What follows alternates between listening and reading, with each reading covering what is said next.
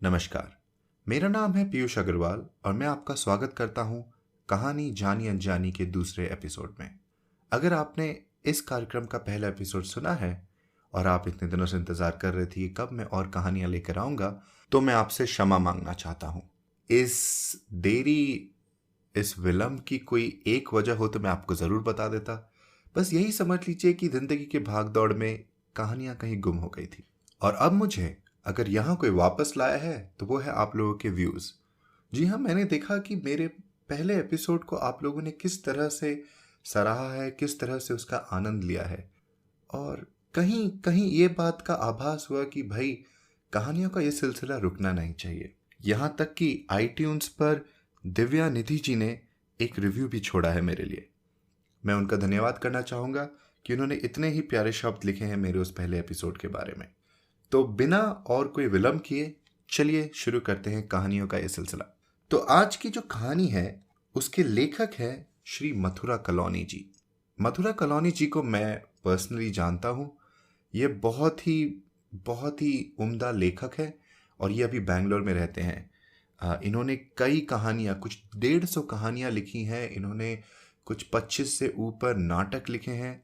इनकी अपनी एक नाटक कंपनी भी है जिसका नाम है कलायन, और ये 1988 से अलग अलग नाटकों का मंचन करते आ रहे हैं। ये मेरा सौभाग्य रहा है कि मुझे इनके साथ काम करने का मौका मिला और मैंने इनके साथ समय बिताया है।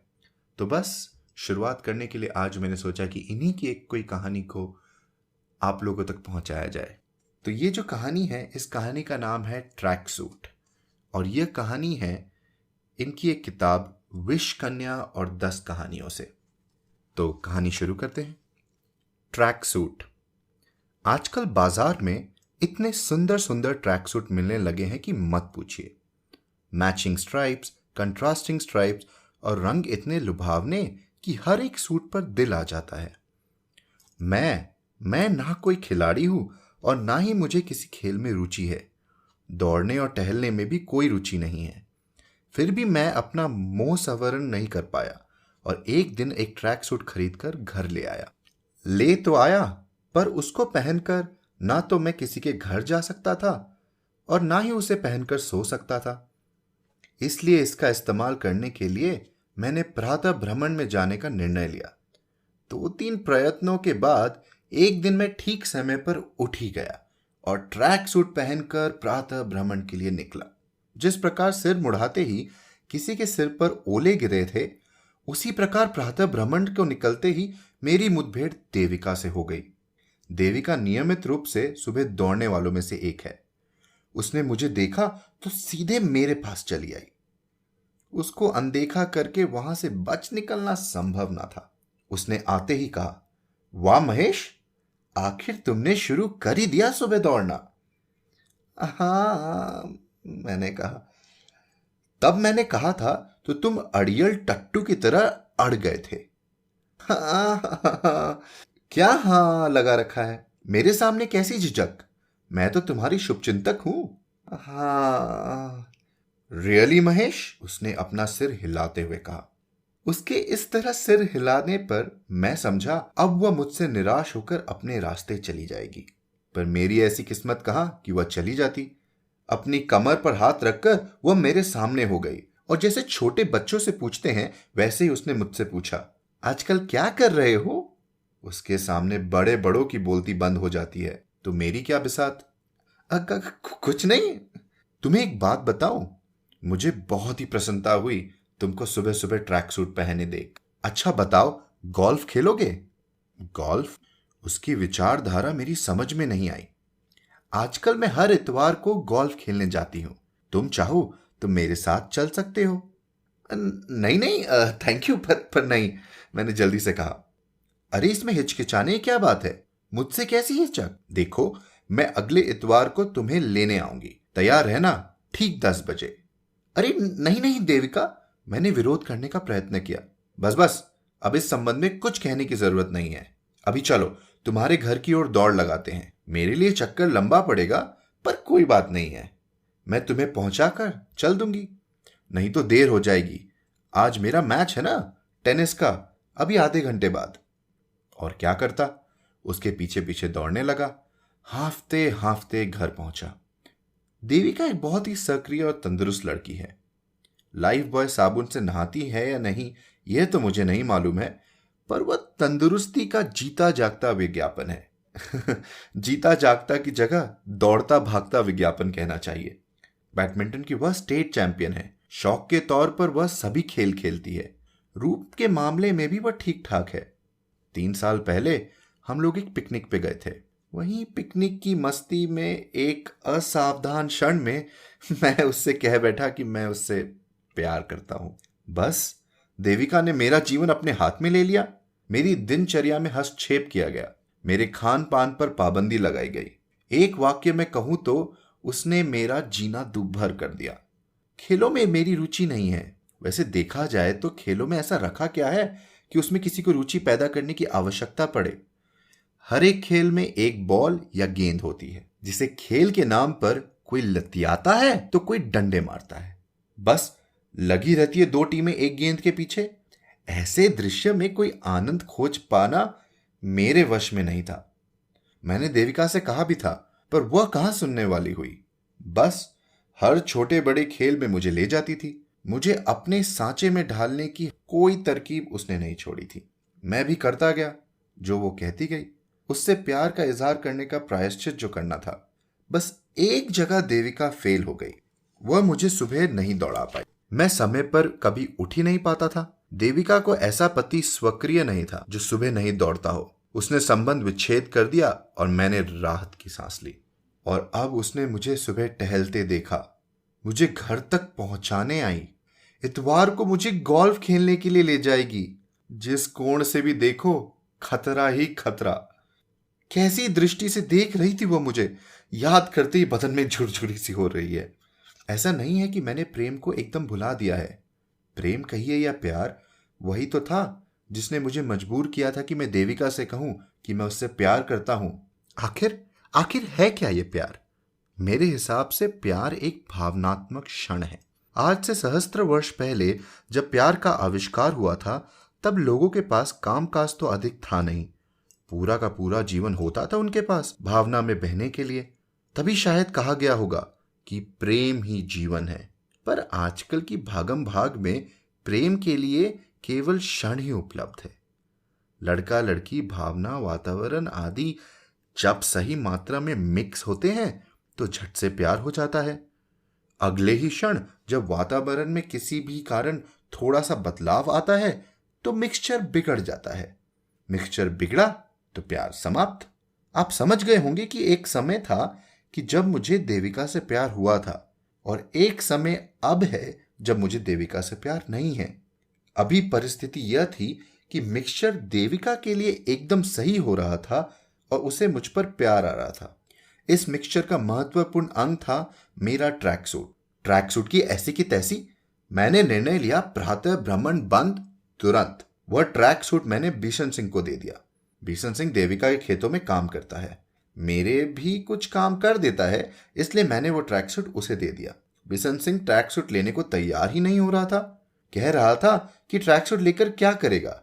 वो ट्रैक सूट पहनेगा तो लोग उस पर हंसेंगे, राह चलते कुत्ते उस पर भौंकेंगे। पर मैंने जबरदस्ती उसे ट्रैक सूट थमा ही दिया। कुछ दिनों के बाद मैं क्या देखता हूं कि देविका के खेत में जानवरों को डराने के लिए जो पुतला खड़ा था वह मेरा वही ट्रैक सूट पहने हुए था। तो ये था ट्रैक सूट, मथुरा कलानी जी की कलम से लिखा हुआ एक छोटा सा बट बड़ा ही प्यारा सा वाक्य। आशा है जितना मुझे इसको पढ़ने में मजा आया उतना ही आपको सुनने में भी मजा आया होगा। पर ये कहानी कुछ जल्दी ही खत्म हो गई ना। क्या कहते हैं, मथुरा जी की इस किताब से एक और कहानी हो जाए?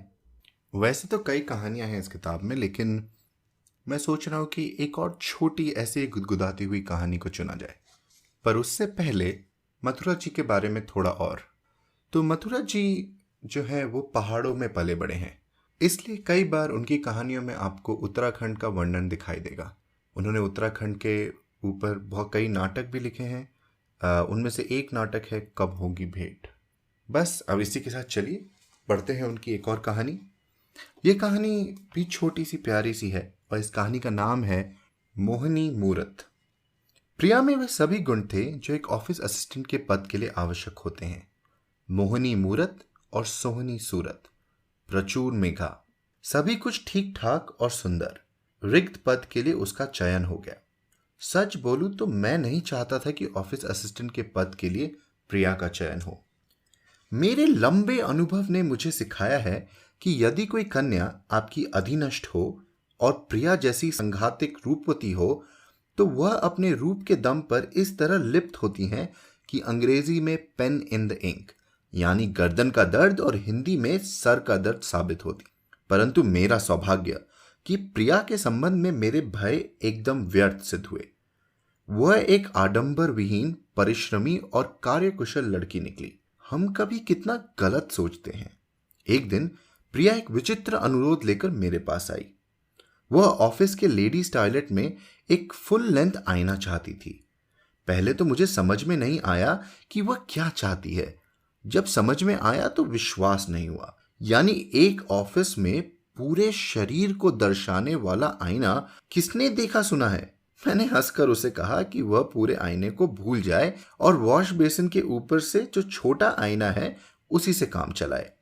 मैं अधिक से अधिक उसे एक स्टूल दे सकता हूं जिस पर खड़े होकर वो वॉश बेसिन के ऊपर लगे आईने में स्वयं को इंस्टॉलमेंट में देख सकती है। जब मैंने उसे ऐसा कहा तो मेरे इस सरल परिहास पर उसे हंसी नहीं आई, पर अपना आईना वह भूली नहीं। उसने एक जिद सी पकड़ ली थी। उसे जब भी अवसर मिलता वह आईना मांगने को नहीं भूलती।